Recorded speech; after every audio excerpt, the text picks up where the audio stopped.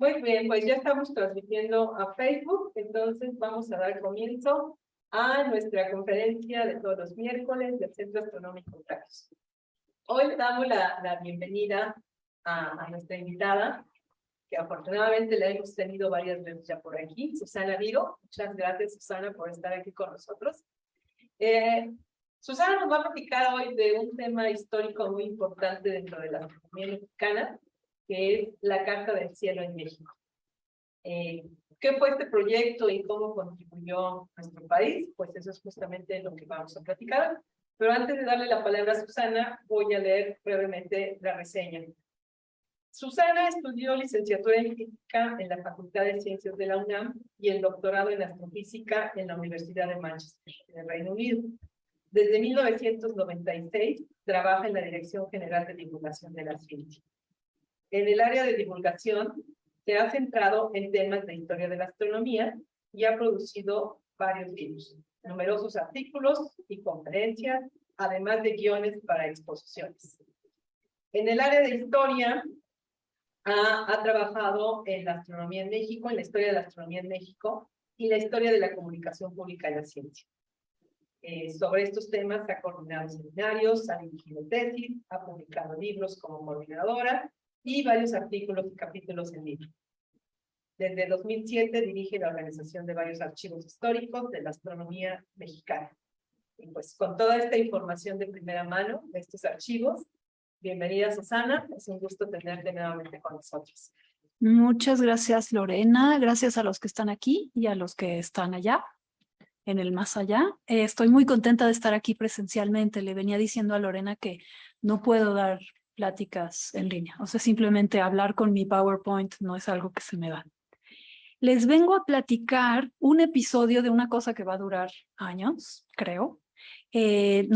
Aquellos que vienen regularmente saben que vine como hace un año y les di una plática que se llamó, bueno, ahora les platico esto, pero esto es un subconjunto de esa plática. Tengo muchísima información, estoy en proceso de adquirir para organizar las cosas, para venir a platicar con ustedes hoy. Se desborda la información de todos lados y con toda la información, conforme trataba de organizarla, se me ocurrían tres palabras, que son convergencia, coincidencia y contingencia. Entonces, la charla tiene esas partes. Sí, yo sentí que se apagó. Pues dejé de oír. A ver, vamos a recuperar bien el audio y ahorita continuamos. No, esto sí está vivo. Si lo haces así, o sea, que lo pases un poco claro, hablando tú. Muchas gracias. Y en el chat nos pueden compartir que el sonido esté correcto. Que nos vamos a Pero es que no se dobla mucho. ¿Sí? Creo que sí, ¿no? Sí. ¿Ya? ¿Estamos bien? Nada más. ¿Nos confirman, por favor, en el chat? Sí. ¿Sí se oye? Ya. Muy bien. Es un poco amenazante. Entonces, son las tres palabras que me parece que estructuran el material que tengo hasta ahorita. Ya ustedes me dirán.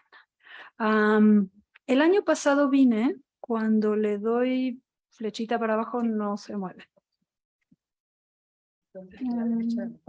Soy un usuario medio básico. Nos vamos a pasar.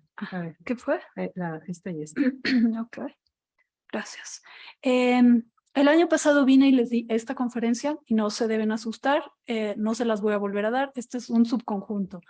Voy a hablar solamente de las diapositivas, digamos de la 4 a las 7, pero con muchísimo más detalle. Lo que les dije hace un año es, está este telescopio, sigue vivo, ha tenido una vida larga y muy exitosa. Y les puedo platicar, nada más porque estoy aquí el día de hoy, que acerca de la restauración, que acá puse reconstrucción, acerca de la restauración ya entrevisté a la persona que la hizo, está súper padre. El noviembre voy a ir con la artista Ale de la Puente a Tonancintla a ver su obra de arte. Entonces estoy trabajando en el presente, en el pasado y en el futuro todo al mismo tiempo. Pero en fin, la parte que les voy a platicar hoy es cómo arranca el proyecto Carta del Cielo en nuestro país. Entonces, la primera parte la he llamado convergencias porque hay dos historias que se unen en el siglo XIX. Una es muy larga, que es hacer catálogos de estrellas, que viene desde hace mucho, mucho tiempo, y la otra en el siglo XIX es muy nueva, que es la fotografía. Entonces, mirar las estrellas y ponerles nombres y hacer constelaciones con ellas es algo que hacemos desde siempre y no nada más por razones ni artísticas ni mitológicas, sino porque sirven para orientarse de noche. Esta es una página del catálogo de Bayer de 1600 y piquito, y con la cantidad de estrellas que había en ese momento, una carta del cielo, un mapa del cielo se veía más o menos así. Es decir, no demasiado. Más o menos 100 años después, son un par de páginas del catálogo de Flamsteed que cataloga los movimientos de los planetas, del Sol y de la Luna, y de muchas estrellas, muchas más estrellas. Y Flamsteed está en el observatorio de Greenwich en ese momento. ¿Y de qué sirve? Bueno, sirve para navegación, sirve para, justo veníamos platicando con Lorena de eso en el carro, para hacer labores de medidas de terrenos usando astros de referencia. Entonces, los catálogos de estrellas están ahí desde hace mucho tiempo. En el siglo XIX, y bueno, naturalmente, otra convergencia que solo ahorita se me está ocurriendo, que es hacer catálogos y que se aparezca el telescopio. El telescopio nos permite ver más cosas y nos permite, si le pone uno una retícula, nos permite medir con mayor precisión. Entonces, hacia finales del siglo XIX se están haciendo muchos catálogos al mismo tiempo. Les puse uno francés, uno alemán y uno norteamericano, nada más por no dejar. Qué extraño está esto. Les digo, es que es todo demasiado nuevo. Y en muchos casos no es que estén usando o sea, estamos en el siglo XIX, no es que estén usando un reflector, están usando todavía algo como un círculo mural, un cuadrante pegado a una pared, pero ya tienen un pequeño telescopio en la mira. Y nuevamente, los observatorios que están más interesados en medir catálogos de estrellas están interesados en ello por razones de utilidad civil. Entonces, esta tradición tiene se puede uno ir tan para atrás como quiera, los catálogos los venimos haciendo desde hace mucho tiempo. Ahora, muy recientemente, en el siglo XIX, se empiezan a hacer fotografías. Esto es la imagen más antigua que tenemos de la Luna, tomada por John Draper en 1840. Es un daguerrotipo, es decir, es metal que encima tiene la solución sensible y se expone. Las primeras fotografías son muy poco sensibles. Entonces, en la Tierra se usaban principalmente para fotografiar cosas que no se mueven, es decir, se podía hacer un retrato, pero no fotografiar a un caballo. Y en el cielo, pues el Sol y la Luna. Y el Sol es un rollo, como ustedes saben, para fotografiar, entonces la Luna. Y esto es para su momento una gran imagen. De 1940 al periodo en el que estamos hablando, que es 1887, la fotografía, bueno, el registro de imágenes pasa de daguerrotipo a fotografía, es decir, pasa a una placa, y porque el daguerrotipo saca un positivo, pero es imposible copiarlo porque está sobre una placa de metal, ¿no? Pasa a placa de vidrio. Al principio se usa una solución sensible que es muy poco sensible y que además tiene que estar húmeda a la hora de usarse, y si se seca deja de servir.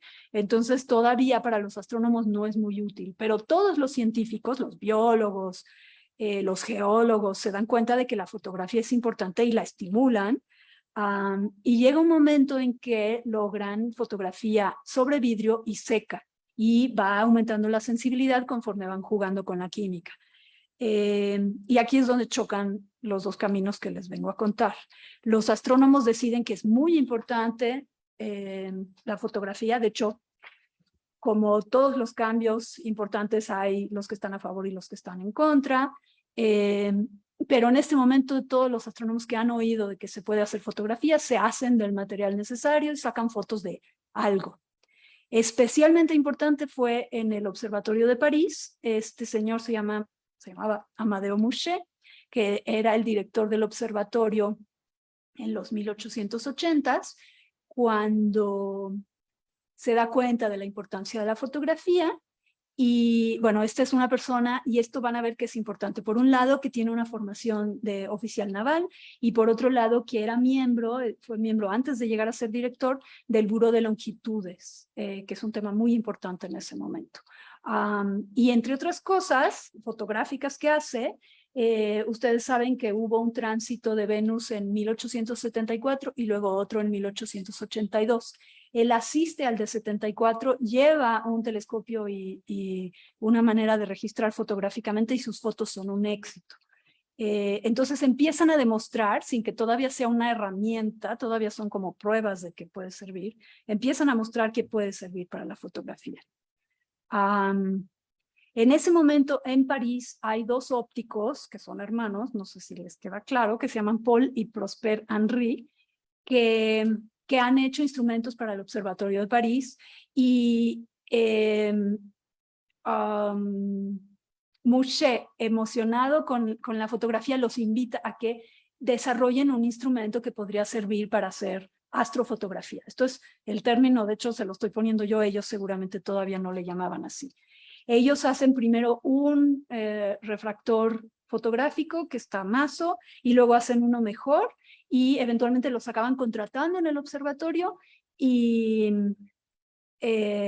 desarrollan finalmente un telescopio que sirve muy bien para hacer imágenes estelares sobre fotografía.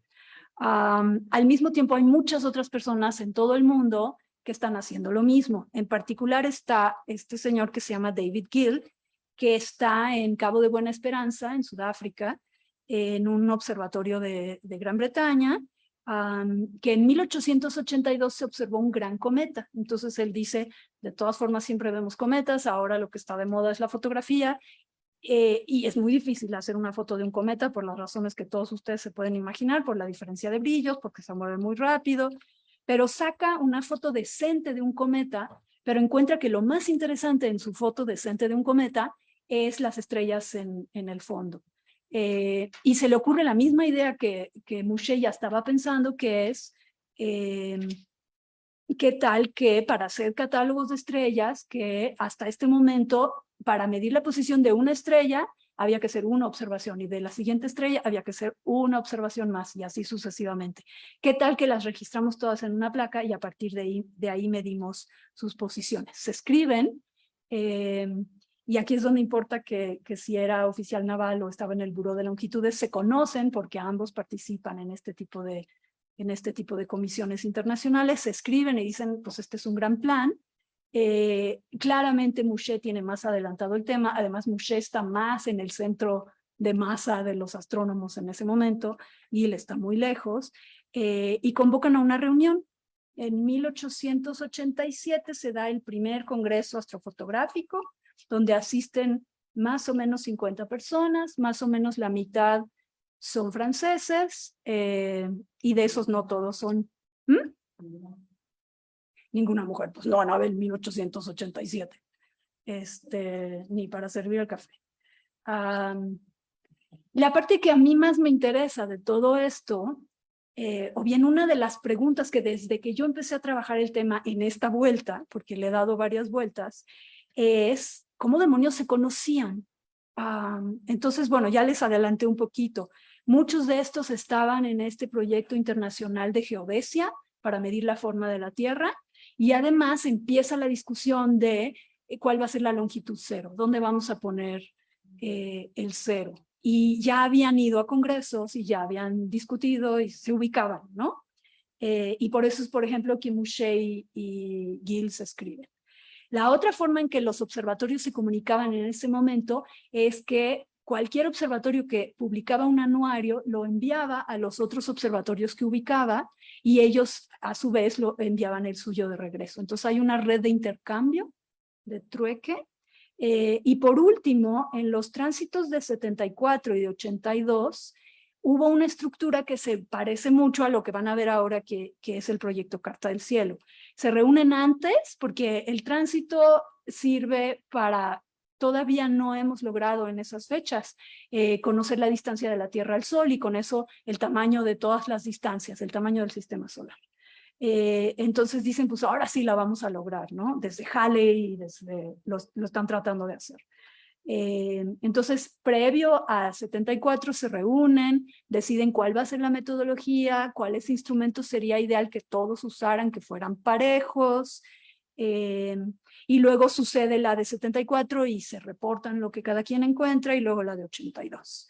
Es decir, con estas tres cosas, el Comité de Geodesia, los anuarios y los tránsitos, había ya una red de científicos que estaban conectados, que trabajaban, que se conocían, que muchos tienen formación ya sea de militares o ya sea de ingenieros, y se van volviendo también astrónomos, que ya ves se mezcla todo, ¿no?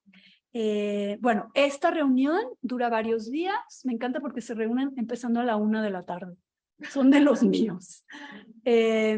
Y terminan a las 4, pues, o sea, no, cansarse no era lo suyo. Forman un comité permanente, que son el director de París, el de Pulkova en Rusia y el de Bonn en Alemania.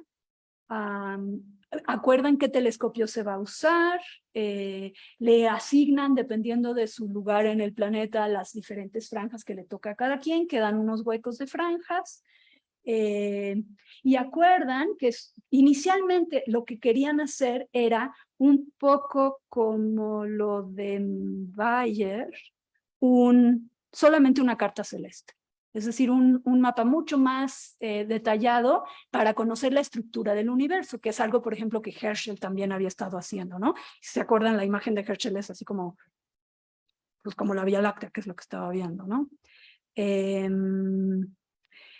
Entonces, inicialmente iban a hacer solo una carta, y luego deciden, pues ya si vamos a hacer todo esto, hagamos también un catálogo. Es decir, la carta van a ser imágenes y el catálogo van a ser tablas infinitas con estrella, posición, ¿no? Uno pensaría que a partir de este momento, la comunidad internacional, porque existe, la comunidad internacional astronómica ya se entusiasmó tanto con la fotografía que todos se brincan a la fotografía y están muy felices, pero quiero contarles, porque acabo de leer este libro, un contraejemplo muy interesante.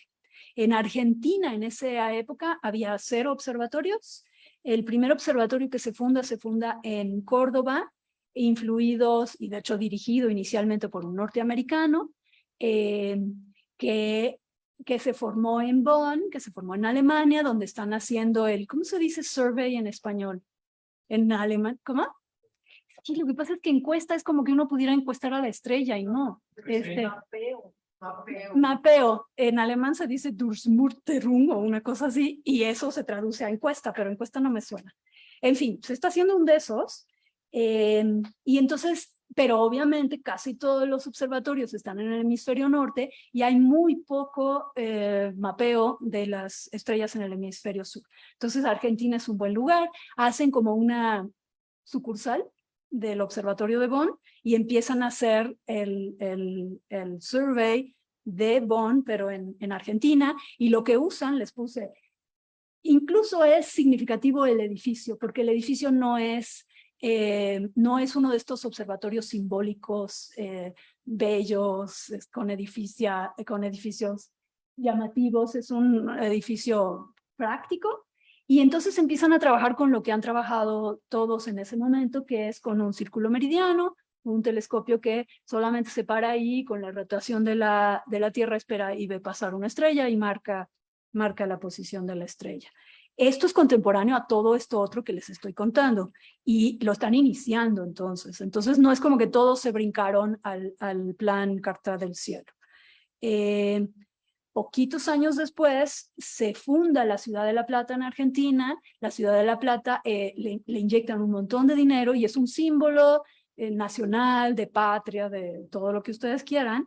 Y entonces hacen un observatorio que es con una arquitectura muy lucidora y adquieren uno de los telescopios de los que se acordaron. De hecho es el diseño de los hermanos Enrique que vimos hace un ratito.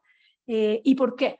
Porque este observatorio es fundado bajo los auspicios de una serie de astrónomos franceses que visitaron Argentina en ese periodo. Entonces, hay bandos y hay modas. Entonces, no es como que todos dejaron todo lo que estaban haciendo y se brincaron al plan Carta del Cielo. Bueno, entonces, se estrellan dos caminos y surge este proyecto que se llama Carta del Cielo. Y mientras tanto, en México, ¿qué? Bueno, tenemos la gran fortuna de que se da una gran coincidencia que hace que acabemos integrados en ese proyecto. El observatorio, normalmente muestro fotos del observatorio terminado, pero en estos años el observatorio se fundó y iba a vivir en el castillo de Chapultepec. Nos corrieron de ahí porque los soldados querían el castillo, porque está en una loma. Y en 82 nos mudamos a Tacubaya, donde no había absolutamente nada, y desde cero empezamos a construir el edificio. El director era Ángel Anguiano. Ángel Anguiano, un poco antes, creo que en 80 o 81, va a Europa y compra los instrumentos necesarios para el tránsito de 82. Mientras él está allá, le avisan que Chapultepec ya no es suyo. Él pide una pequeña prórroga para poder hacer las observaciones ahí, pero el edificio, cuando mucho, se veía así en toda esta parte que les estoy contando, ¿no? Estaba el Palacio del Exarzobispado en Tacubaya, que todavía permanece, y luego había un gran jardín, y en el gran jardín es que se construyó el observatorio que luego destruyeron.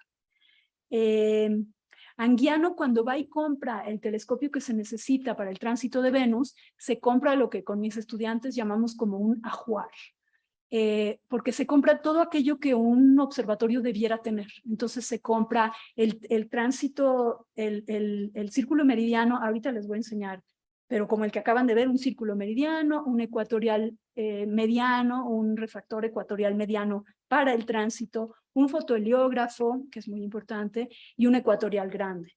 Y en ese viaje para en muchos observatorios y conoce a muchos astrónomos y se inserta en esta red de la que ya les vengo hablando. Y se da cuenta que la fotografía ya es importante. Y entonces, desde el inicio, él empieza a estimular que se haga fotografía en su observatorio. Nadie que está ahí sabe hacerla. Se trae de la Guardia Presidencial al teniente coronel Teodoro Quintana, que yo siempre he visto esa foto y nunca me había preguntado quién es, y todavía no estoy segura de que él sea Teodoro Quintana, pero digamos que sí. Se trae a un militar que sabe fotografía, pero que no ha hecho fotografía astronómica, que se pone a jugar con el principal instrumento es el fotoheliógrafo. El fotoheliógrafo tiene una cámara final donde entra un cartucho con una placa fotográfica, y empiezan a hacer una serie de pruebas. Por ejemplo, para el tránsito de 1882, el reporte que hace Anguiano al gobierno en su momento dice que se hicieron 4 departamentos, que uno de esos departamentos era el departamento fotográfico, y que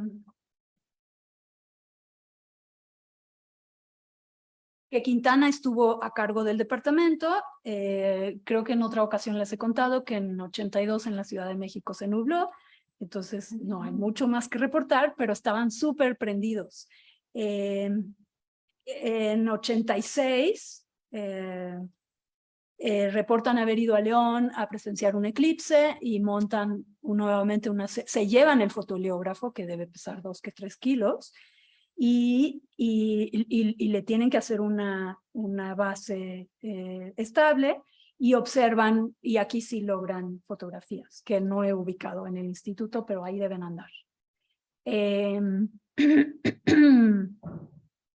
Finalmente, en febrero de 1887, entre muchas otras pruebas que seguramente hicieron, pero no tenemos registro de todas, Quintana usa el gran ecuatorial, que no está hecho para hacer fotografía, y quién sabe cómo le hizo, y toma esta fotografía de la luna. Hacen varias reproducciones de ellas y Anguiano se lo manda a muchos de sus contactos. ¿Y cuáles son esos contactos? Son las gentes que conoció, las gentes que conoce por el intercambio de anuarios, y él está en lo de el Buró de Longitudes, y la gente que conoció en su viaje a Europa para comprar instrumentos. El correo en ese momento tarda a veces hasta un par de meses, entonces se tienen que imaginar que la foto llega a Francia después del Congreso Astrofotográfico. Congreso en el cual quedaron franjas en el hemisferio sur que no están cubiertas. Entre personas a las que se la mandó a un Anatole Bouquet de la Gris. ¿Y por qué se lo manda a él? Porque Bouquet estuvo en Puebla en 1882 para hacer las observaciones que ellos trajeron material de telescopios y cámaras, hicieron observaciones del tránsito, y los mexicanos fueron a conocer tanto a la persona como a las técnicas que estaban usando. Y Bouquet de la Gris es de los que estaba trabajando en este comité. Entonces, había, digamos, como vasos comunicantes que permitieron que la noticia de que México sí sabe hacer fotografía, o al menos México sabe hacer una fotografía de la luna, llega a Europa en el momento que justo acaban de hacer su congreso y dicen necesitamos observatorios, y además observatorios que puedan apuntar al hemisferio sur. Lo que sigue es una invitación de los franceses, elogiando la fotografía, sorprendidos de que en México ya se hiciera fotografía astronómica, invitándolos a que participen en este proyecto y diciéndoles que, bueno, que la única inversión es comprar el telescopio, que el telescopio tiene que ser de este estilo. Y esto viene transcrito en los anuarios y en algún boletín, y no tiene tanto chiste como estas cartas que les voy a platicar. ¿Está en español? Está en español. Y la primera carta es una carta de Anguiano a Porfirio Díaz, diciéndole, hemos tenido una carta muy elogiosa, diciendo que nos invitan. Les acaban de comprar el ajuar astronómico hace un par de años, y además no tuvieron éxito porque se nubló en la Ciudad de México. Pero le escribe y le dice que el Concierto de las Naciones, que ese es un proyecto internacional, que es lo último de lo último. Y la otra carta es la respuesta de Porfirio Díaz, también en español, seguramente de su secretario. Lo más lindo de estas dos cartas es que son parte del acervo que la Ibero guarda, que es el Porfirio Díaz, que están microfichadas y se pueden imprimir, que fue lo que yo hice. Tiene otros muchos chismes. Porfirio acepta, porque a Porfirio le importa mucho proyectar una imagen internacional de no indios en taparrabos, sino gente civilizada, ¿no? Que todavía estábamos luchando con eso. Se acepta, nuevamente Anguiano consigue dinero para comprar un instrumento e ir a Europa a decidir cuál. Se acerca al Observatorio de París, porque hubo 3 congresos astrofotográficos, él asiste al segundo, va a París y les dice a los hermanos Henry, pues háganlo ustedes, porque se ve que ellos están haciendo como el instrumento estándar, pero están saturados, y como habían comprado varios telescopios con la compañía irlandesa Grubb, entonces va con Grubb y le dice, mira, las especificaciones son estas, hazme un telescopio. Esto hace que cambien los planes del observatorio. Mientras, por ejemplo, el fotoheliógrafo que acaban de ver sigue viviendo en una covacha, empiezan a dedicar, y no han terminado el observatorio, empiezan a dedicar sus recursos a construir, esto es la construcción de la torre donde va a vivir el telescopio astrofotográfico, porque el nombre que le ponemos nosotros solo se lo hemos puesto nosotros. Entonces empiezan a toda velocidad a construir la torre. Finalmente llega el Tacubaya. es donde estaba el observatorio a medias. El observatorio estaba planeado para tener un edificio central y 3 torres así, y le agregan una torre atrás para el nuevo proyecto. Tacubaya entonces, pero si te fijas a la mitad de la nada, eventualmente acaban conectando el edificio de Tacubaya con esto. Entonces incluso empiezan a avanzar esto antes de que llegue el telescopio. Llega el telescopio y esto es una foto ya puesto en su lugar. Y entonces, ¿qué es? Medio se los he insinuado, pero ahí les voy. Es un refractor fotográfico, tiene un telescopio guía y el telescopio principal. Ahí se ve el cuadrito donde se insertan las placas fotográficas. Tiene una montura ecuatorial con un movimiento de relojería. El diámetro de la lente objetiva, que es un... ¿Cómo se dice cuando son 2? Doblete. Es un doblete, mide 33 centímetros. Entonces, bueno, este es el telescopio. Entonces, ya tienen todo, pero todo menos experiencia. Y entonces, ¿cómo demonios le van a hacer? Para fortuna de todos, a partir de que se reúnen los astrónomos en Francia, empiezan a publicar un boletín que no tiene una publicación regular, pero que cada vez que se reúnen sale, y además mandan como boletines cuando hay un cambio o un acuerdo nuevo. Y acá viene todo lo que les dije que en su reunión acordaron: las especificaciones del telescopio, de los procedimientos, los tiempos. Pasa una cosa que es muy interesante, que es: acuerdan un poquito en teoría, los astrónomos observacionales aquí presentes me pueden apoyar con esto, un poco en teoría, debe tardar 40 minutos hacer tal observación, o se debe poder hacer, y lo ponen como las reglas de este equipo de trabajo. Cada observatorio tiene condiciones distintas, como por ejemplo hay observatorios que no tienen 40 minutos seguidos de cielo sin nubes. Entonces, sirve como las guías iniciales, y a México nos sirve pues para enterarnos de un montón de cosas, ¿no? Como que nos pone al corriente. El procedimiento, muy burdamente, que hay que hacer y que se ve en los documentos del observatorio nuestro, es pues orientar el telescopio, exponer la placa, luego revelar la placa. Para el caso del catálogo, medir las posiciones de las estrellas y transformarlas a las coordenadas celestes. Para el caso de la carta, pues ampliar y imprimir, compartir, porque es un proyecto donde todos se supone que le iban a mandar sus resultados a todos, y volver a empezar. Y aquí es donde empiezan las contingencias y no acaban. Es un proceso de prueba y error, es un proceso de mucho aprendizaje. Hay quien dice, de hecho, me metí a ver la página de Wikipedia sobre Carta del Cielo en español y es muy triste porque empieza por decir proyecto fracasado. Bueno, claro, si uno lo mira simplemente como cuáles son los resultados, pero generó esta red, puso al día a muchos observatorios que estaban menos actualizados, en fin. Me da trabajo. Entonces, entre las contingencias, bueno, se tienen que imaginar que por un lado acá tenemos poca experiencia, pero además estamos bien lejos de Francia. Entonces, no sé qué hacer con el químico porque no revela bien.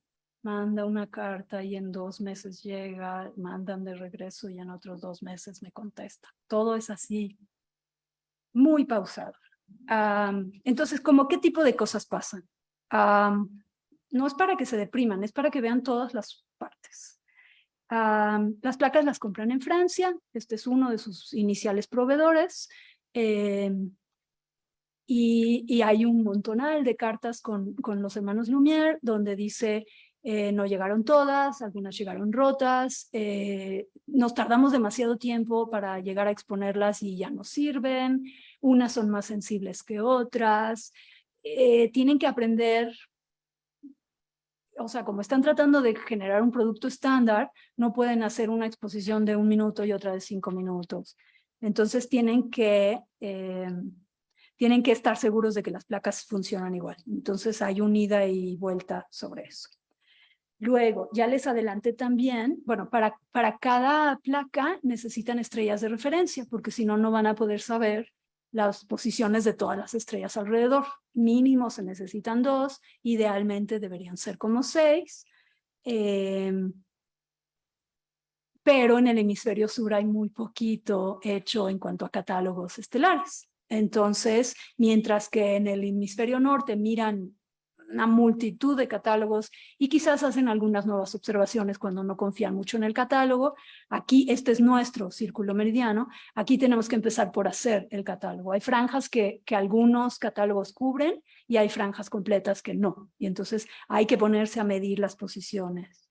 Entonces, bueno, hecho eso, entendiendo las placas, prueba y error, y obteniendo las posiciones de suficientes estrellas, ahora sí se puede exponer una placa y toca revelarla.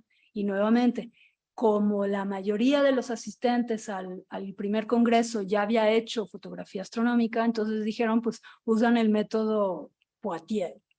Bueno, acá tienen que escribir a Francia, o sea, hacen un par de pruebas porque ya habían revelado cosas, pero una vez más, no eran cosas que tenían que ser iguales a nada. O sea, si la luna se ve bien, padrísimo, y si no, pues ponle un poquito más de tiempo. Entonces, nuevamente, correspondencia, ¿no? Y prueba y error, y prueba y error. Después de varios años de trabajar, hacia 1900, se dan cuenta, por un lado, están en contacto con los europeos, les mandan algunas placas, ellos les dicen, oye, tienes aberración en tus placas, hay documentos donde dicen, nos juntamos y discutimos y hemos llegado a esta conclusión, los europeos les dicen, tienes un problema. Específicamente, ustedes que entienden esto, dice que las estrellas que están más bien en el margen de la placa se ven como alargaditas en vez de puntitos. Y Lorena sí entiende por qué. Yo no entiendo por qué, pero ahorita me van a explicar. Deciden finalmente, ellos mismos dicen las lentes del doblete deben estar desalineadas, y creo que eso sí lo saben hacer ellos, porque cuando llegó el gran ecuatorial estaba todo mojado y todo dañado y lo tuvieron que desarmar. Entonces ya habían desarmado un telescopio y vuelto a armar. Entonces sacan el doblete, lo intentan alinear, siguen teniendo problemas y deciden no volverlo a mandar a Europa porque es muy complicado, sino mandarlo a Alvan Clark en Estados Unidos. Y Alvan Clark dice que tiene 3 fallas. Falta que las lentes estén centradas, que es lo que ellos se habían imaginado. Tiene una aberración esférica claramente manifestada por el hecho de tener la zona central, bla, bla, bla, bla. Y existen estrías. Estrías todavía no entiendo, pero como dice que la solución para las estrías es volverlo a templar, entonces debe ser un problema en el proceso de templado. Todo esto ahorita me lo van a platicar ustedes. Encuentran 3 problemas y contestan, podemos arreglar los 2 primeros, no el tercero. Pero consideramos que no va a ser tan importante para el trabajo que están haciendo. Se los regresan, toman fotos, ya nos les salen estrellas alargaditas y proceden. No conozco, y esta es una de las cosas, estuve en un taller de 4 sesiones a lo largo de todo un año con historiadores de astronomía en otros lados, y sé de unas personas que están estudiando Carta del Cielo, por ejemplo, en Australia, que también tenían un grub, y no sé, todavía no hemos tenido chance de platicar, no sé si ellos tuvieron broncas de ese estilo, pero no habla muy bien de grub. Entonces, bueno, el telescopio mismo falla. Luego está la parte de Carta del Cielo, donde hay que tomar la placa. Entiendo que a la placa expuesta y revelada le sacaban una copia, y la copia la mandaban a Francia. En Francia en el Observatorio de París había un señor Morvan que la ampliaba al doble de tamaño y luego se la mandaba al señor Schutzenberger, que hacía un grabado y con el grabado hacía las impresiones de las placas. El señor Morvan y el señor Schutzenberger no se llevaban nada bien. Y a lo largo de todo este tiempo acusan al otro con el director del observatorio. Una una de las cosas que es muy impresionante es que mandan placas de 25 en 25. Y en parte mandan de 25 en 25 porque así de despacio están sacando el trabajo, pero en parte además porque para cada envío tienen que pedir dinero nuevamente. Seguimos en el proyecto, ¿se acuerdan de nosotros? Seguimos en el proyecto, no sale del presupuesto del observatorio mismo. Entonces, incluso imprimir no está fácil. Eventualmente, a mediano plazo, ya solo allá se hace, esto después de la Primera Guerra Mundial y después de nuestra revolución, ya solo se hace el heliograbado allá y la impresión se hace acá. Que eso sí, en todos los temas que trato con mis estudiantes, una de las cosas que es muy importante es que un grupo científico tenga cierta independencia y nosotros, como están oyendo, en este caso tenemos una gran dependencia. Bueno, para el catálogo hace falta medir la posición de todas las estrellas en una placa y luego sacarle unas constantes. Y con esas constantes, entonces, transformar la posición XY en posición ascensión, recta y declinación. Estoy repitiendo como perico. Luego voy a tener que tomar un cursillo. La cosa es que hacen eso, que es una talacha inmunda. Además, para estar seguros de que lo están haciendo bien, miden la placa de un lado, la voltean y la miden del otro, para que no haya como un sesgo. Y si no hay coincidencia, entonces repiten. Lo empiezan a hacer los muy pocos astrónomos que hay en el observatorio y se dan cuenta que es una talacha, que la puede hacer mejor una mujer. Y entonces, como en tantos otros observatorios, nosotros no tenemos calculadoras, pero tenemos medidoras. Y aparece varios documentos, no quería atiborrarlos de documentos, pero en varios documentos son los informes de la señorita Rey y la señorita, no me acuerdo de la otra, de cuánto lograron hacer y los problemas que están teniendo y discuten. Eso es bien interesante. Entonces, mediciones. Ahora, yo tengo, y por ejemplo, el primero de los dos documentos que ven, aunque no lo puedan leer porque no pueden creer que eso sea español, es como el algoritmo que deben de seguir los calculadores, es decir, aquellos que van a transformar coordenadas XY en las coordenadas del cielo. A pesar de que hay esto y a pesar de que se habla de ello, cuando finalmente se logra empezar a publicar el catálogo astrofotográfico mexicano, muchas veces, y yo no sé si se alcanza a ver acá, muchas veces viene, aquí están las constantes, aquí están las posiciones XY, haga usted sus propios cálculos, porque están sobrepasadísimos, ¿no? Una cosa que es bien interesante, que no sé por qué sucedió, es que para conseguir dinero de sus respectivos gobiernos, como el producto más comprensible y vistoso es la carta, todos los astrónomos dijeron que el proyecto central era la carta. Pero después de un par de reuniones y por lo tanto documentos y por lo tanto circulares, deciden que el más útil va a ser el catálogo astrofotográfico. Pero parece que los mexicanos no se dan por enterados, porque lo primero que sacaron fue la carta. Y después empiezan a hacer catálogo. Nosotros terminamos el catálogo en 1970 y eso porque la IAU nos dijo, tomen este dinero acá. ¿Y los otros cuántos? Algunos no terminaron carta, lo dejan por el camino. Oxford, que es uno de los reportes completos que he leído, acaba empezandito el siglo XX, el catálogo. Pero mucha gente muy rápido se da cuenta que lo otro no es tan útil. Ahora, quizás, y todavía no lo sé, y tal vez nunca lo vamos a saber, quizás una de las razones por las que se quedan con la carta es porque es lo más vistoso, y de ahí están sacando dinero de un gobierno que no entiende, no, pero puede ver una carta muy bonita, enmarcarla y ponerla en su oficina, como yo. O tal vez no se enteraron, o sea, no fueron a todas las reuniones, o no leen bien francés, o no entienden por qué una cosa es más importante. Esa se las debo para la otra. Pero a veces no saben. No saben calcular, ¿no? No sé si entendí. Es que yo no lo sé. Es que no sé si es, yo creo que sí lo saben hacer, porque uno de los grandes misterios que no pude resolver para hoy, pero se los debo para alguna más adelante, es el Fondo Observatorio Astronómico Nacional, donde están la mayoría de estos documentos, tiene 400 cajas. Cajas como un revistero, pero cerrada. Bueno, 200 de esas cajas las organizamos nosotros, hicimos el catálogo, y 200 cajas no hicimos nada con ellas porque son cuadernos o bien hojas sueltas de cálculos y más cálculos. Y yo siempre supuse que eran los cálculos de esto. Y ahora que estoy mirando con detenimiento el catálogo astrofotográfico, o no llegaron o no sé, les digo, se las debo. Nos vamos a quedar en las puras contingencias. El hecho es que no lo hicieron. Este catálogo astrofotográfico se dice en 1916, pero se publica en 21, porque en 16 no se puede. Yang ya no, digo, ya para entonces es Gallo. Gallo explica todos los problemas de ese momento. Y explica que la primera parte, la primera zona, no sé cómo dice, la primera zona va con las coordenadas celestes y las otras ya no.